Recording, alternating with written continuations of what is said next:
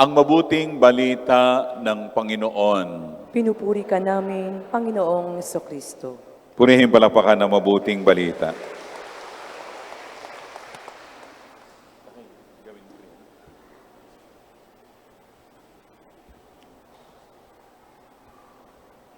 Mga kapatid, sa ating ebanghelyo, narinig natin ang lakas ng loob ng magkapatid na anak ni Zebedeo, sina Santiago at Juan, dalawa sa 12 alagad ng Panginoon, apostol ng Panginoon.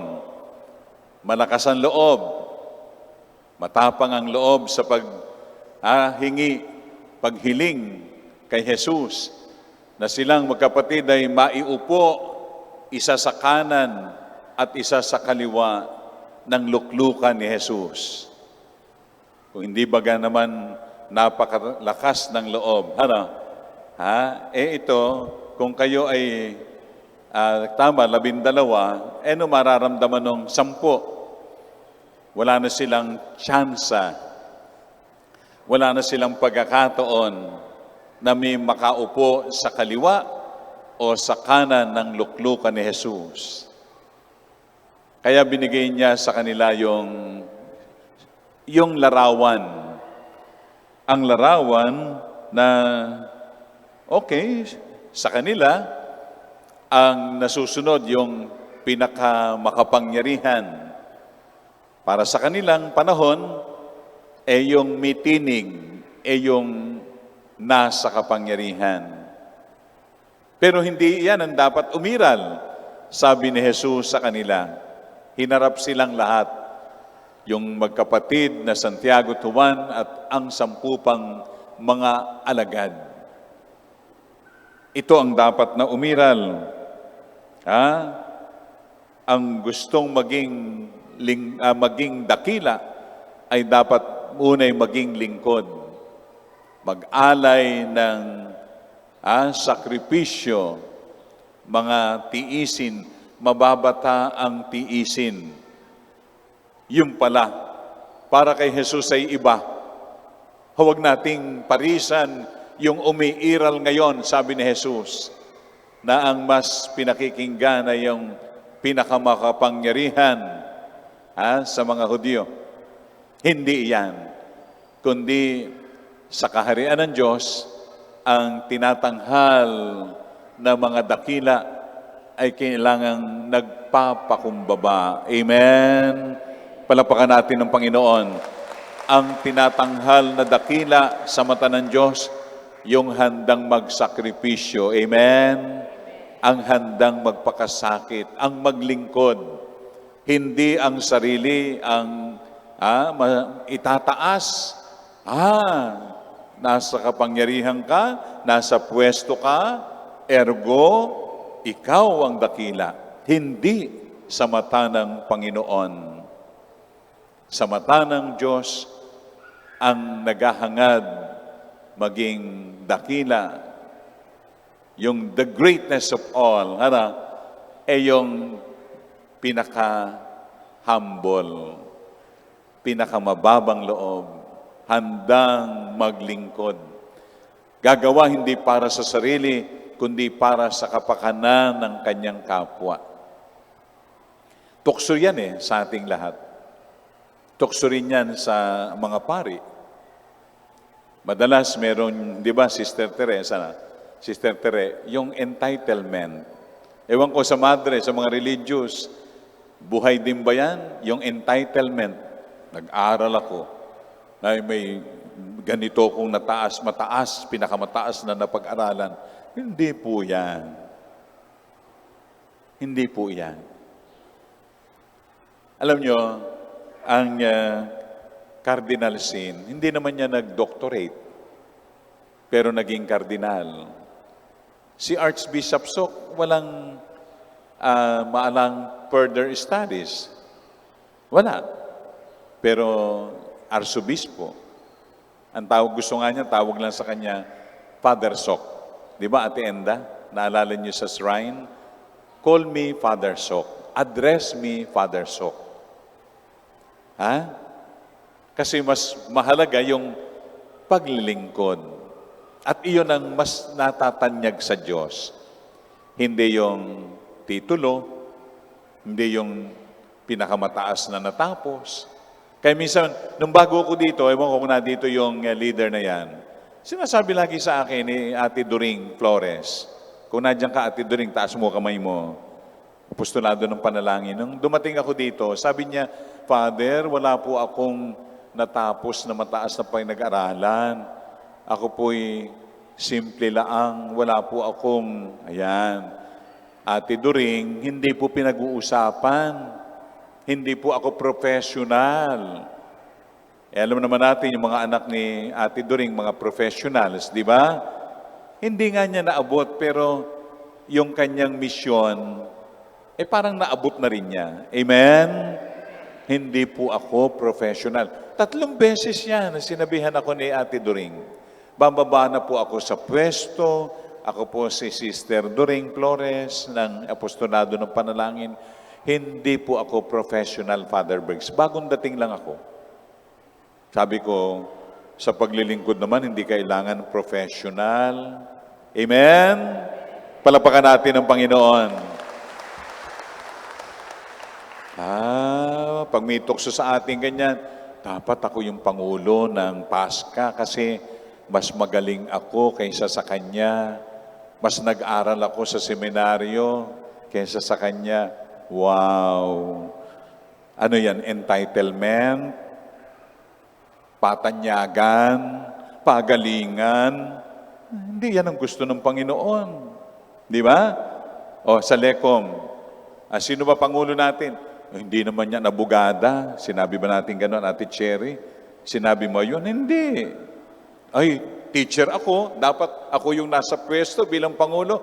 Walang gano'n. Sa lay minister, merong gano'n? Lay minister, Kuya Henry? Meron bang gano'n? Ako kasi professional ako. Ako'y college graduate. Ako dapat ang iboto nyo na Pangulo. Wow! Ang yabang mo pag ganyan ka. Sabihin mo sa katabi, tayo'y mga lingkod lamang. Sabihin niyo sa katabi, brother, sister, tayo mga lingkod lamang. Palapakan purihin natin ang Panginoon. Ako po inabanatan nung araw ginawa ako ni Bishop. So, hindi ko nababanggitin. Baka matrace pa ni Ate Carmela. Isang obispo, ako'y dinala sa isang kolehiyo sa Bulacan, private school. Sabi ng mga lay leaders ko doon, yung mga professors, yung isa nag-aaral sa UP. Kumukuha ng master's degree sa UP. Sabi sa bishop, tanggalin na po niyo yung pari na yan. Kasi po wala pong master's degree yan. Sa ganyan, Ate Carmela, banat. Sabi ko, sige po, bishop. Sa sarili ko, para mag-aanan ako. Kasi ang pinamana sa akin, mabigat, gabundok na problema. Ate Merle, sige ka ako. Punta ako doon sa isang sumunod na eskwelahan. Sabi nung isang kapatid na pari, wala namang pinag-aralan niyan, si Bergs sa education. Walang doctorate, walang PhD. Sabi ko, Bishop, sige po, palitan ninyo na ako ng merong PhD. Bakit Beka marunong pa sila sa akin? Bakit Beka marunong pa sila sa akin? Ako ang obispo. Hindi ka aalis. 2011 yon.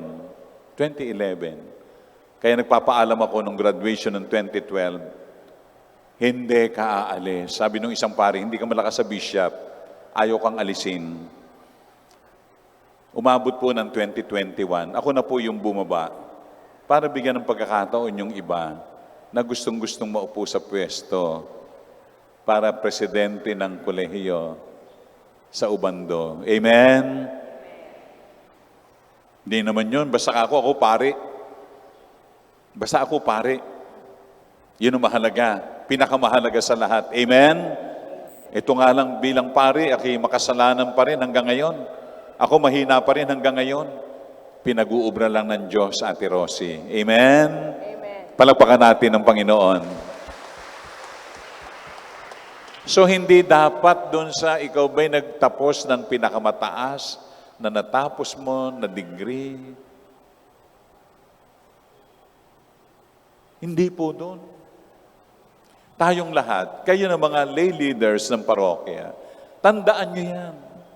Mas mababang loob, mas kalugod-lugod sa Diyos. Mas dakila sa mata ng Diyos. Palapakan natin ng Panginoon, mababang loob, handang maglingkod. At pag naglilingkod ka, inaalipusta ka ng iba. Di ba? Correct. Kaya yan, huwag kayong mag-alala. Kaya ako nakaka-relate sa inyo eh. Nakaka-relate ako sa inyo. Bakit? Ako naiinsulto ng ibang pari. Tinatanggap ko lang. Fine. Wala naman akong dapat na patunayan. Secured naman ako sa sarili ko. Na ako si Father Bergs Ramos na tubong pungo Kalumpit Bulacan. Yun. Pinag-ubra ng Diyos. Tinawag ng Panginoon upang maglingkod. Yun ang pangahawakan natin. Yung tayo mas maging dakila sa mata ng Panginoon, hindi sa mata ng tao. Hindi sa sasabihin ng tao. Maglingkod lang kayo, mga leaders, mga katekista. Yun ang lagi kong sinasabi, be humble. Maging mababang loob kayo. Magpakumbaba kayo. Huwag mataas. Mga katekista, kayo yung tagapagpahayag sa mga bata. Yung nakikita sa inyo, ang makikita ng bata, matututunan ng bata sa inyo. Kasi ng mga teacher kayo eh. Teacher catechist, di ba, Sister Tere? Teacher catechist ka, ang teacher model.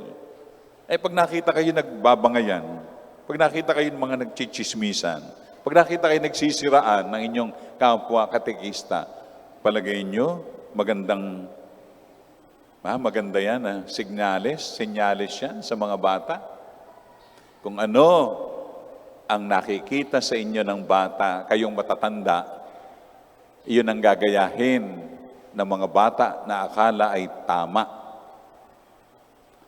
Sumanatiling mababang loob, maglingkod lang, sige lang. O na ikaw pinuna ka, pinintasan bilang leader, silent ka lang. Lord, thank you. Pagdadasal ko sila, yung mga hindi ako kilala. Ganun lang. Ganun din dinadasal ko eh. Lord, hindi ako kilala ng ibang pari na ito. Sige. Kaya sabi ko, Bishop, pasa nyo na po sa iba yung paglilingkod bilang presidente ng paaralan. 16 na taon na naman akong ambag sa simbahan ng Malolos. Bilang presidente, bilang rektor. 3 na pala. Seminaryo Minor, then sa Santo Rosario sa Pampalay College, San Jose del Monte, Colegio de San Pascual Bailon sa Ubando. 16 plus seminaryo ay 4 na taon, 20 taon. Bigay na po nyo na sa iba. Pero pag sinabi ni Bishop, diyan ka pa. Wala ka magagawa. Diyan ka pa. Yung pala ka natutunan ni Father kay Bishop. Kaya kapag kami nagpapaalam, Father, palitan nyo na ako, diyan ka pa.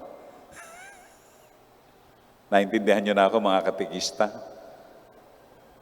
Sasabihin nyo, hindi kayo malakas sa akin, Atilita, diyan ka pa. Amen?